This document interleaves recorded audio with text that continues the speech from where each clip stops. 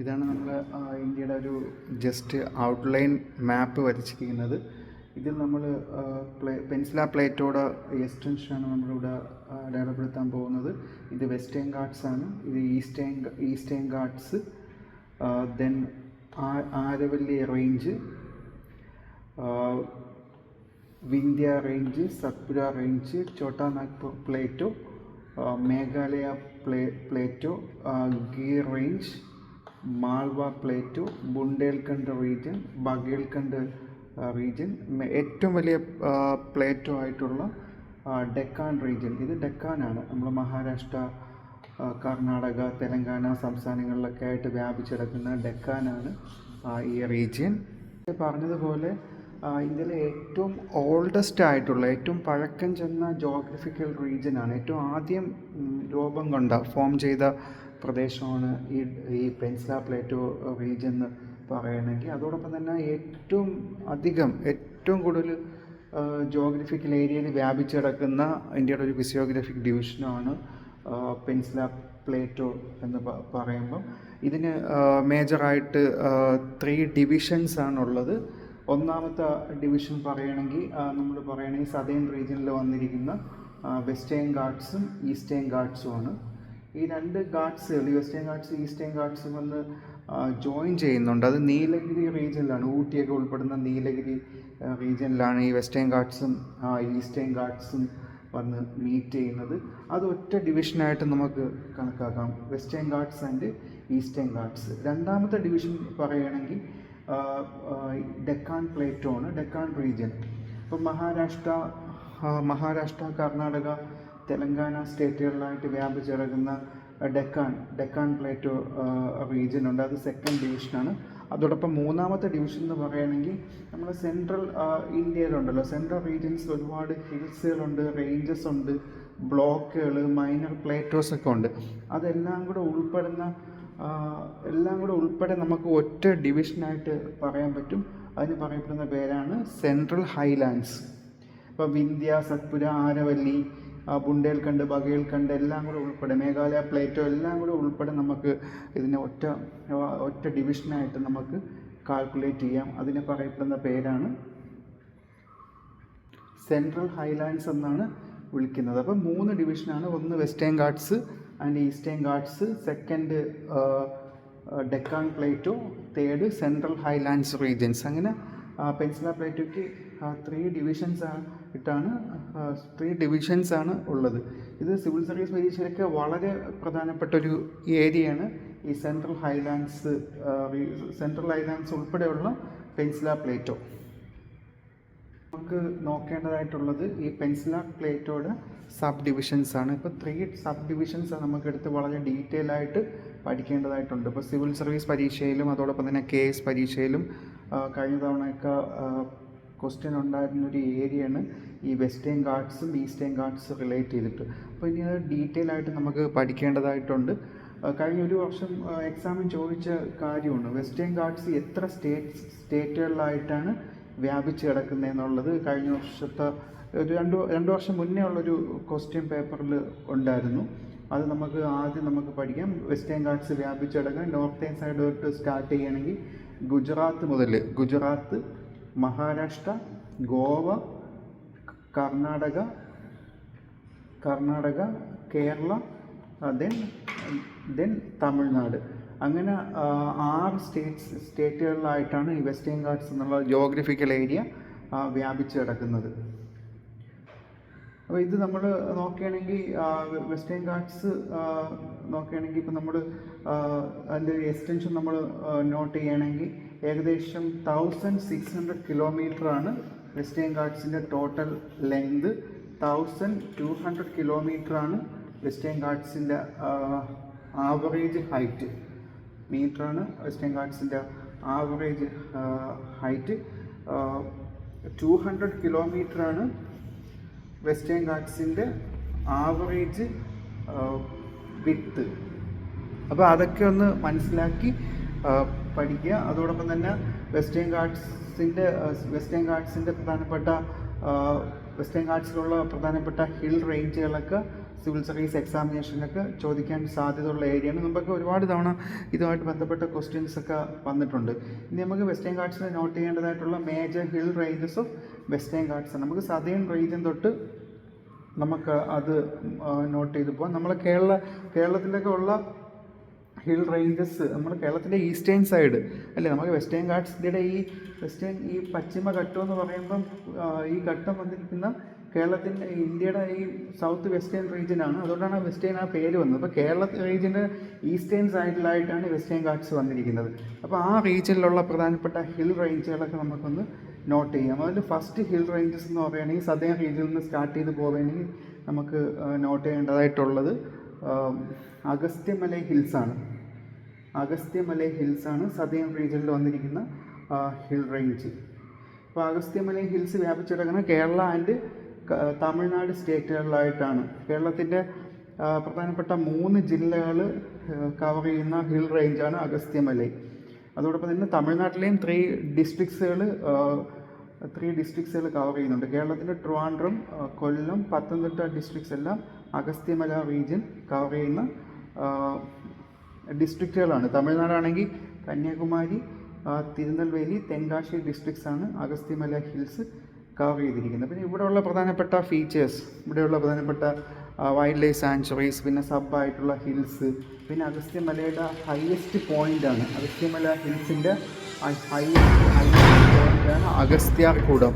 Southern റീജിയൻസിലുള്ള hill റേഞ്ചാണ് അഗസ്ത്യമലയിൽ പിന്നെ ധാരാളം മൈനറായിട്ടുള്ള ഹിൽസുകളുണ്ട്. ഇപ്പം പൊന്മുടി ഹിൽസ്, റോസ്മല ഹിൽസ്, പിന്നെ തമിഴ്നാട് റീജിയനിൽ വന്നിരിക്കുന്ന പോത്ഗിരി ഹിൽസ്, അങ്ങനെ ഒരുപാട് സബ്ബായിട്ടുള്ള ഹിൽസുകൾ, ഒരുപാട് വാട്ടർഫോൾസുകൾ, പിന്നെ മഹേന്ദ്രഗിരി എന്നുള്ള കന്യാകുമാരി ഡിസ്ട്രിക്ട്സിലൊരു ഹിൽസ് ഉണ്ട്. അതെല്ലാം അഗസ്ത്യമല ഹിൽസിലാണ് ലൊക്കേറ്റ് ചെയ്തിരിക്കുന്നത്. ഇതിൻ്റെ ഹയസ്റ്റ് പോയിൻ്റ് എന്ന് പറയുമ്പോൾ അഗസ്ത്യാർകൂടമാണ്. 1861 മീറ്ററാണ് heights. It's A 4th highest hills of അല്ലെങ്കിൽ പോയിൻ്റ് ഓഫ് വെസ്റ്റേൺ ഗാട്ട്സ് ആണ് ഈ അഗസ്ത്യാർകൂടം. അഗസ്ത്യമല ഹിൽസ് കഴിഞ്ഞാൽ പിന്നെ അടുത്ത് വരുന്ന ഹിൽസാണ് കാടമം ഹിൽസ്. അത് കേരളത്തിൽ വ്യാപിച്ചു കിടക്കുന്നത് പത്തനംതിട്ട, ഇടുക്കി ഡിസ്ട്രിക്ട്സിലാണ് ഈ കാടമം ഹിൽസിൻ്റെ എക്സ്റ്റൻഷൻ വന്നിരിക്കുന്നത്. അപ്പോൾ അത് ഈ പത്തനംതിട്ട ജില്ലയിലെ പ്രധാനപ്പെട്ട ഹിൽ റേഞ്ചസ് ആയിട്ടുള്ള പ്രധാനപ്പെട്ട സബ്ബായിട്ടുള്ള ഹിൽസ് ആയിട്ടുള്ള ശബരിമല, പിന്നെ കോട്ടയം ഡിസ്ട്രിക്ട്സിലും കുറച്ച് വ്യാപിച്ച് കിടപ്പുണ്ട്. അതായത് വാഗമൺ ഹിൽസ് ഉണ്ടല്ലോ, വാഗമൺ ഹിൽസിൻ്റെ എക്സ്റ്റൻഷനൊക്കെ ഈ കാടമം ഹിൽസിലാണ് വന്നിരിക്കുന്നത്. വാഗമൺ, മുല്ലപ്പെരിയാർ റീജിയൻസ്, ഉടുമ്പൻചോല റീജിയൻസ് എല്ലാം നമ്മൾ പറഞ്ഞിരിക്കുന്ന ഈ കാടമം ഹിൽസിലാണ് ലൊക്കേറ്റ് ചെയ്തിരിക്കുന്നത്. അതും പ്രധാനപ്പെട്ട ഹിൽ റേഞ്ചാണ്. അത് കഴിഞ്ഞ് അടുത്ത ഹിൽസാണ് ആനമലൈ ഹിൽസ്. ആനമലൈ ഹിൽസും ലൊക്കേറ്റ് ചെയ്തിരിക്കുന്ന കേരള തമിഴ്നാട് സ്റ്റേറ്റുകളിലായിട്ടാണ് ആനമലൈ ഹിൽസിൻ്റെ ലൊക്കേഷൻ വന്നിരിക്കുന്നത്. കേരളത്തിൻ്റെ റീജിയൻസ് എന്നൊക്കെ പറയുകയാണെങ്കിൽ മൂന്നാർ റീജിയൻ ആനമലൈ ഹിൽസിലാണ്. അതോടൊപ്പം തന്നെ എറണാകുളം ഡിസ്ട്രിക്റ്റിൻ്റെ കുറച്ച് ഭാഗങ്ങൾ, ഇടമലയ റീജിയൻസൊക്കെ അല്ലെ, ആ റീജിയൻസൊക്കെ എല്ലാം ഈ ആനമലൈ ഹിൽസിൻ്റെ ഭാഗമായിട്ടാണ്.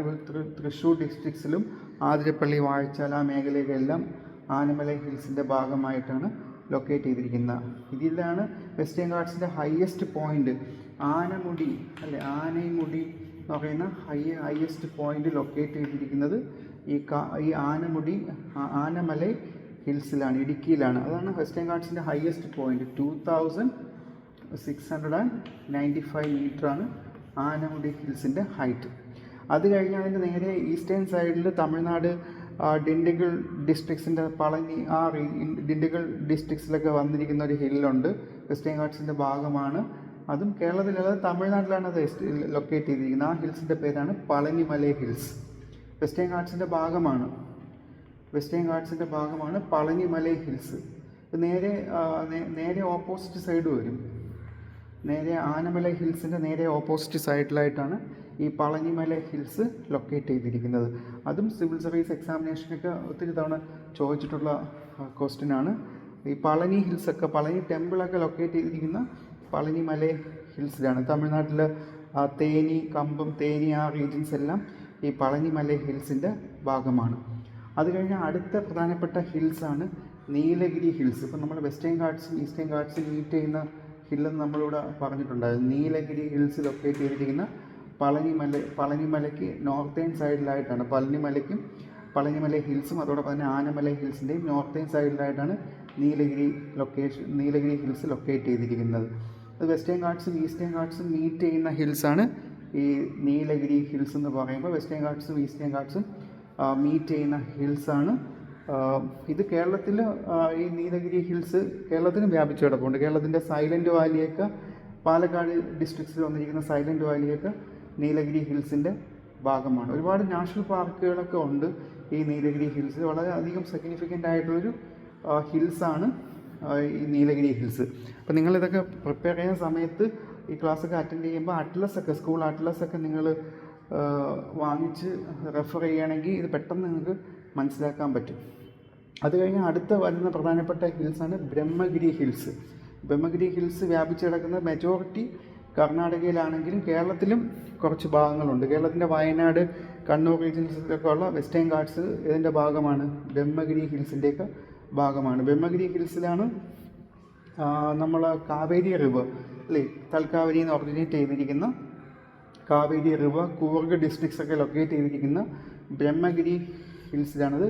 പ്രധാനമായിട്ട് കർണാടക സ്റ്റേറ്റിലാണ്. അവിടെ ഒരുപാട് കോഫി പ്ലാന്റേഷനൊക്കെ ഉള്ളൊരു പ്രദേശമാണ് ഏതാണ് ബ്രഹ്മഗിരി ഹിൽസിൻ്റെ റീജിയൻ. അത് കഴിഞ്ഞാൽ അടുത്ത ഹിൽസ് വന്നിരിക്കുന്നത് മഹാബലേശ്വർ ഹില്ലിന് തൊട്ട് താഴെയായിട്ട് വന്നിരിക്കുന്ന ഒരു ഹിൽസ് ഉണ്ട്, ചിക്മംഗ്ലൂരു ഹിൽസാണ്. ചിക്മംഗ്ലൂരു റീജിയനിൽ വന്നിരിക്കുന്ന ബാബാ ബുദാൻഗിരി ഹിൽസ് ചിക്മംഗ്ലൂരാണ്. ഈ ഹിൽസിൽ നിന്നാണ് തുംഗഭദ്ര റിവറൊക്കെ ഓറിജിനേറ്റ് ചെയ്തിരിക്കുന്നത്. ബാബാ ബുദാൻഗിരി ഹിൽസ്, കർണാടകയിലുള്ള ബാബാ ബുദാൻഗിരി ഹിൽസിൽ നിന്നാണ് തുംഗഭദ്ര റിവർ, കൃഷ്ണ നദിയുടെ ട്രിബ്യൂട്ടറിയാണ്. അത് ഒറിജിനേറ്റ് ചെയ്തിരിക്കുന്നത് തുംഗഭദ്ര റിവർ ഒറിജിനേറ്റ് ചെയ്തിരിക്കുന്നത് ചിക്മംഗ്ലൂരു ഹിൽസാണ്. ഫേമസ് ഫോർ കോഫി പ്ലാന്റേഷനാണ്. ഇന്ത്യയിൽ ഉൽപ്പാദിപ്പിക്കുന്ന കോഫിയുടെ 60% ഈ റീജിയനിൽ നിന്നാണ്, ബാബാ ബുദാൻഗിരി ഹിൽസ് നിന്നാണ് ഉൽപ്പാദിപ്പിക്കുന്നത്.